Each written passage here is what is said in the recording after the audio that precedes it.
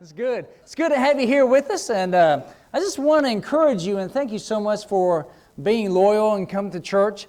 I know it's been hard, deciding when to start coming back to church, and I just applaud you, and I know some of those are still struggling with it, and so I just want to encourage you during this time as well. I know you have to come early now to get a good seat in the back, and so I understand that.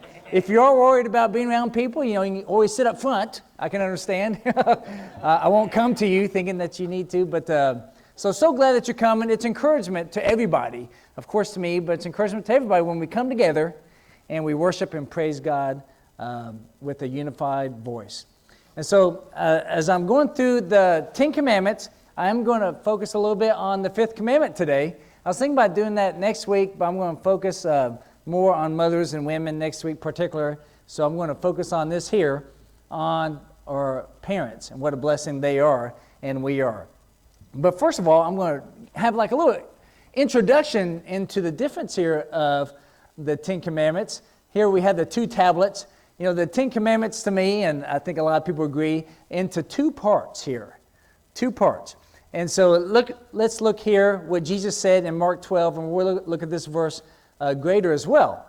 The first is this: you shall love the Lord your God with all your heart, with all your soul, with all your mind, and with all your strength. The second is this: you shall love your neighbor as yourself. I think that's interesting that Jesus said these are the 2 greatest commandments, right? And it seems interesting that they're divided in this way.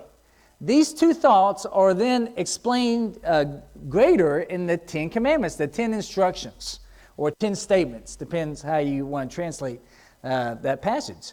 Because that first one there is really focusing on our relationship with God, isn't it? And then the second one is our relationship with each other. And that particularly this 5th one is that transition one, as it kind of still relates to God, as God is our Father, and yet it helps us transition into our relationship with each other.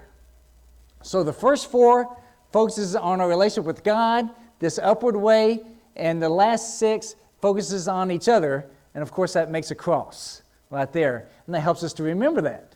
So these 10 commandments are such good practical instructions with us, but let's look a little bit more about the whole aspect of this passage here in Mark 12. And Jesus, just before this, his authority was questioned. All right? Who are you to say this? Right?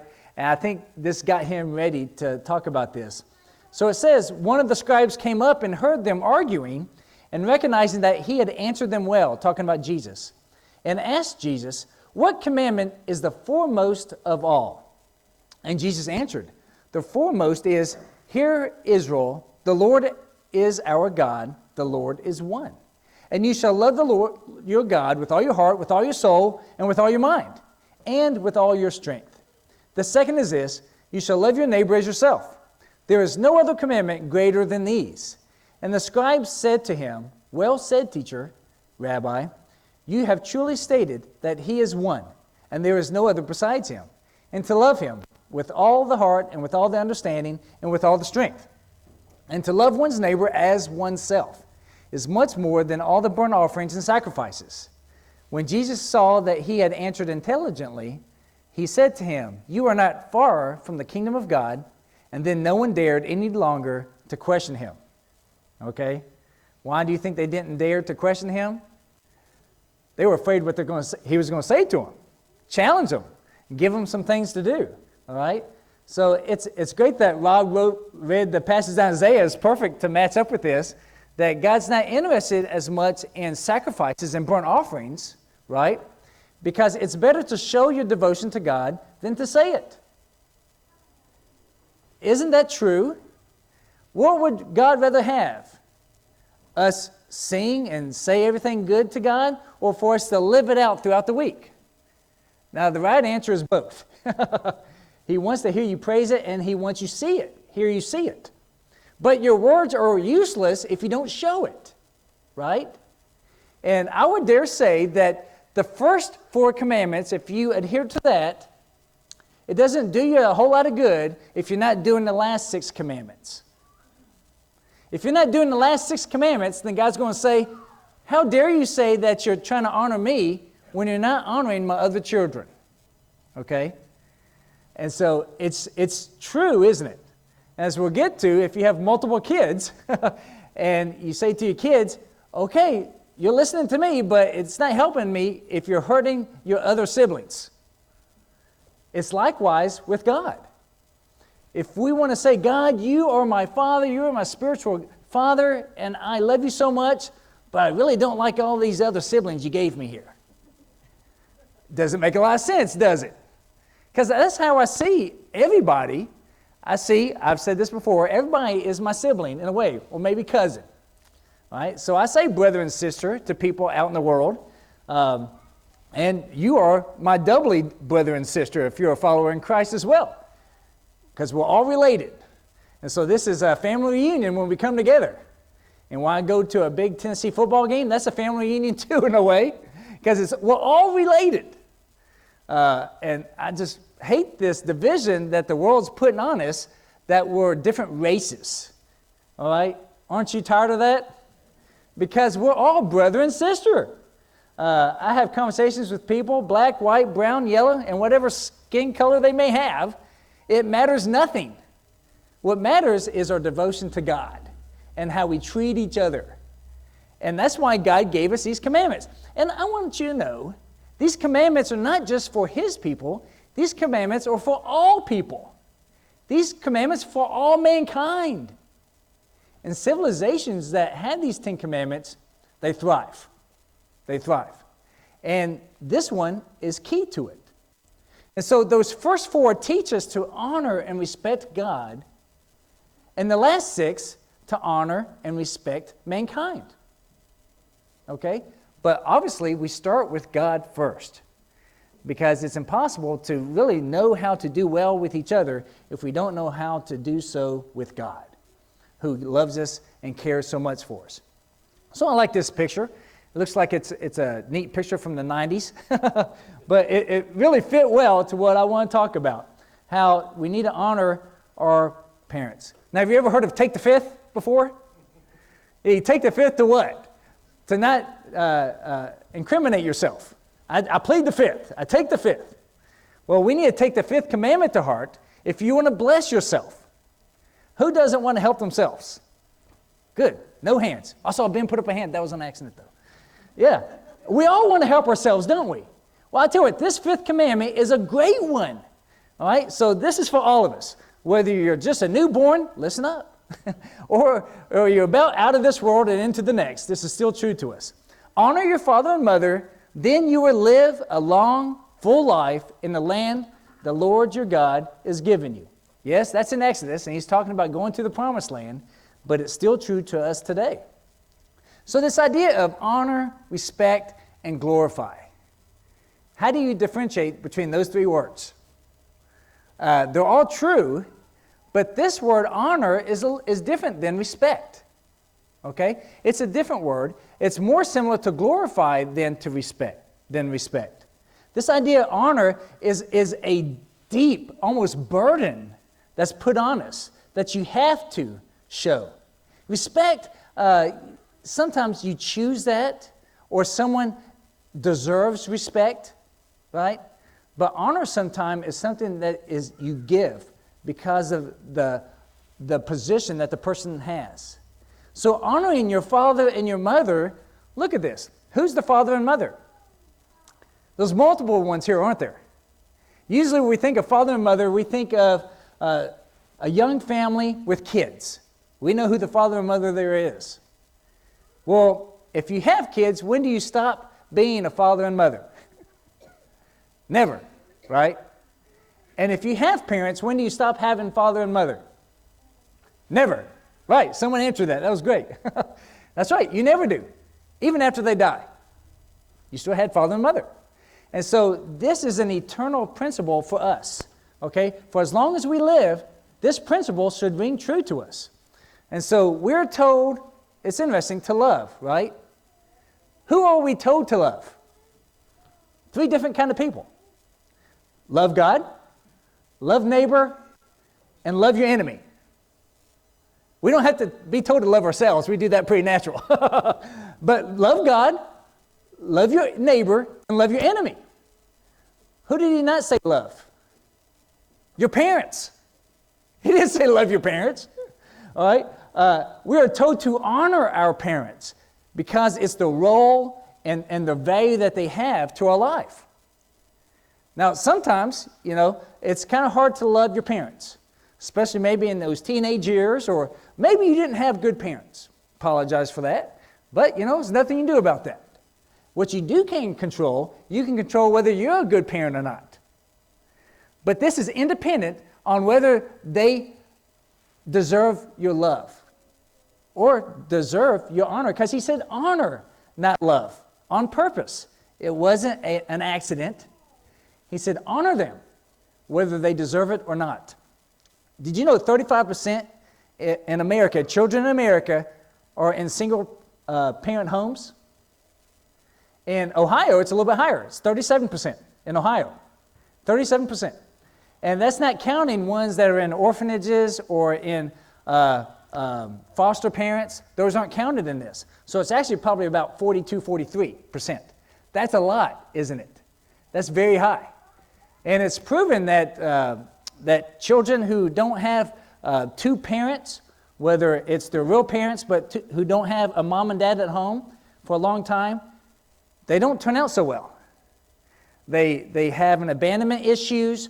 They have issues, it's usually the father that's not there. I'm going to talk about that in June some. But and they're not as successful. And so it is a great blessing from God, isn't it, to have a good nuclear family, to have your parents there. I'm curious, how many of you grew up, whether it is your biological or not, but with someone that you called mom and dad at home? Most of us, but not all of us. Okay? When you think that it was one of your greatest blessings in life to have your parents? Yes, absolutely. And it doesn't bother me if kids cry and have to leave. Some people cry when they leave, some people cry when they come in. It's okay. The main thing that you come. And so this idea of this commandment is so true. And look at what Paul wrote here in Ephesians 6, 1-3. Children, obey your parents in the Lord, for this is right. Now, Paul, how many kids did he have? Many. Timothy was one, spiritually. But he didn't have any children his own. We don't think he was married. So honor your father and mother so that it may go well with you and that you may enjoy long life on the earth. So we read that blessing in Exodus chapter 20, right, verse 12, and now we see this blessing here. It's like, wait a second, Paul. That Moses was referring to people as they're going to the promised land. Yes. Do we not have a promised land here as well?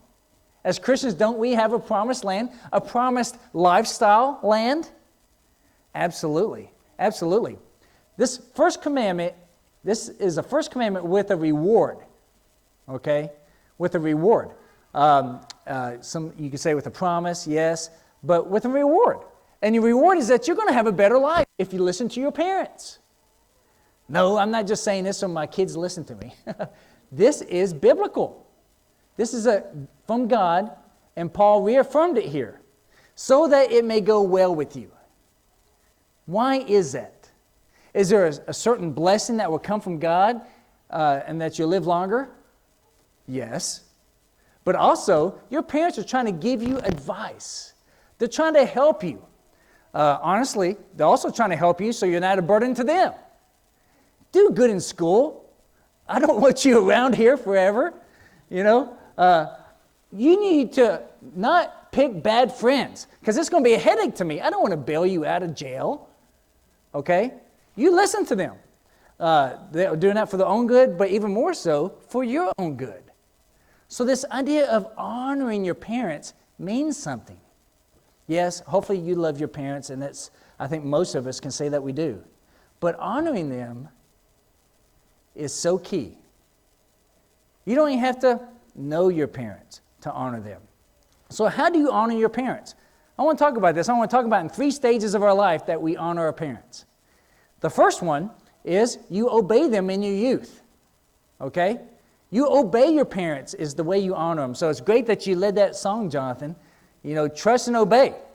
And yes, that leads us to God as well. So obey your parents. Now, is this true if they're Christian? Yes. Is it true if they're not Christian? Once again, I think the Ten Commandments are written for all of mankind. Because non-Christian parents want their kids to do well as well. Now, unfortunately, every once in a while there's some bad parents, but those are very small percentages that actually want bad for their kids. All right? And so this is something that we can relate with the world of how much we want good for our kids.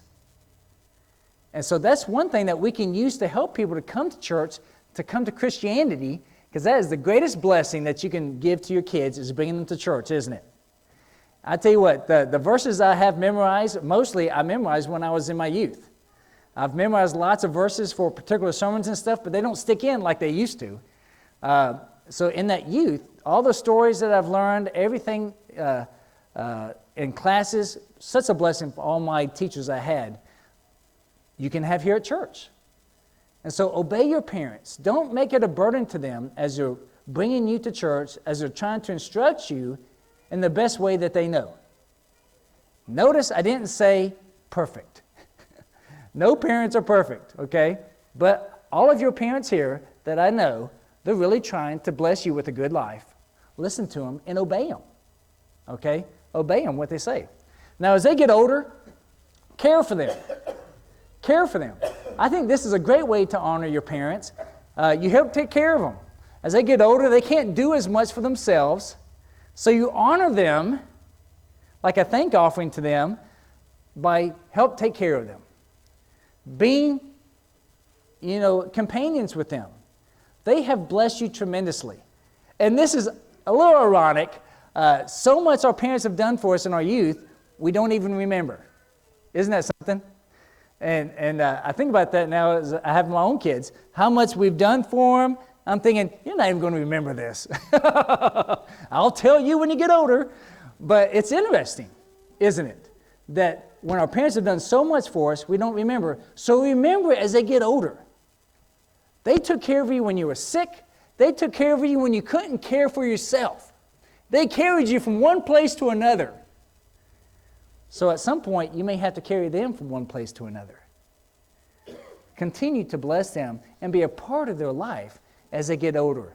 So care for them. And lastly, after they've passed from this life, you still have parents. It doesn't end after they die. Okay? Speak well of them. Remember well of them. If you have some issues you need to get out, you can talk to a confidant and get those out for sure.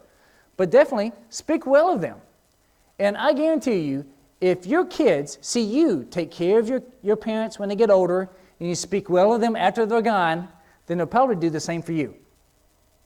But if you don't take good care of your parents when they get older, then they may not take care of you. All right? It's good to model these things, isn't it?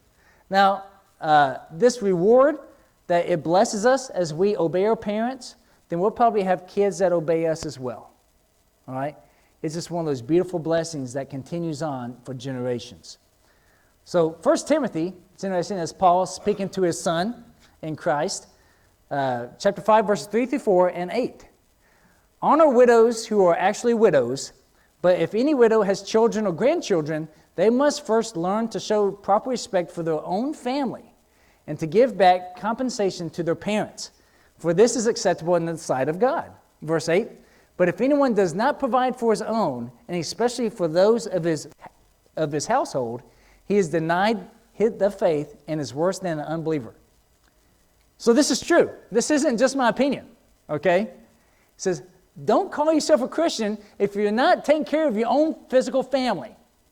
Don't let them be a burden on the church family, but take care of your family. Now, us as a church, we're happy to help you and take care of you. But if you have family that has needs, help them out. It's your duty. It's your honor. You should be proud to be able to bless your family in helping them out. Because, hopefully they would help you out in your time of need. Definitely we would as a church. And so with this last thought, I want us to recognize what a blessing the family is. And that's why it's alluded to in the Christian family so much. As many of you have joined our Christian family here and still thinking about joining our Christian family, I say that, don't I? Do you want to join our Christian family? Would you like to join our family? I don't really say place membership. That sounds like we're going to go play golf later that day. But I say, would you like to join our family, our Christian family? Because that's truly what it is. We become united together. I have many parents here and siblings and little nephews and nieces here. Don't we all? We care for each other. If you have a need, we will try to fulfill it. Not because we have to, because it's our honor to do so. God teaches this in our own physical. Now, society is trying to replace parents. Did you know this? Sometimes if you talk to some people, you can hear some leaked audio that they're trying to be outright trying to do this. I've seen some movies and read some books where they try to say this, and I've heard some audios of this, that sometimes government or society is trying to be your father and mother. Take you away and teach you that you can rely on the system. You don't have to rely on your physical family. No, that's not true. Our physical family is the blessing from God. This Psalm 127, 3 through 5 is wonderful. Children are a heritage from the Lord, offspring of reward from Him. Like arrows in the hands of a warrior are children born to one's youth. Blessed is the man whose quiver is full of them. And that's from David there. And so, as children, where do we get training, discipline, and truly sincere love? In that physical family. Hopefully you're getting training and discipline in the right way. But where else do you get this? In the spiritual family, don't we? Hopefully, you get that training in class and hopefully in the sermons here. Discipline when we need it. Who doesn't need discipline? I think it's the foolish person who says, I don't need any more discipline in my life. We all need it in some way. And sincere love. Are we perfect? No. But hopefully we love as perfect as we can, and we're trying to do better. Okay? This is where we learn to respect authority, is in the home. Kids should obey parents, like I said earlier. This is a time that we start learning to respect and obey authority. And God gives this to us because from that is where we come to God. And even in Exodus 21, right after the Ten Commandments, God said this, and he that curses his father or his mother, spank him. No, it doesn't say that, does it? Shall surely be put to death. Sounds pretty serious, doesn't it? That's what he said. If you curse your father or your mother, put that rascal to death. Yikes. Sounds pretty serious there. But why would he say that? Because he understood that if kids are not listening and cursing their parents, then they'll do so to him as well. They will. Because God gave us the family to help teach the kids at that time discipline, training, respect authority, and then by doing that they would do the same to him as well. If your kids are not respecting you, honoring you, listening to you, then how will they do it to God? Because hopefully we're training our kids up in a good way that it would lead them to church. Now, unfortunately, people that didn't have a good father, they have trust issues with God. I've been told that numerous times. It's hard to hear that God is a father if they had a bad physical father here on this earth. So there's a big duty on us parents to be good parents. But there's also a big duty on us as children to be good children. To love our parents, to honor our parents throughout their life and even after their life. I hope this is encouraging to you. And if you've been worrying about having kids, it's okay. You'll make mistakes, and you bring them up in church, you'll get good reinforcement to help teach your kids how to live the right life. If this speaks to you and you want to come to the Lord, of course, great, wonderful. You want to be a doubly brother or sister of mine and everybody here, please come get baptized here and take on Christ. But if you need encouragement in any other way, please come talk to me or one of the leaders here. Thank you.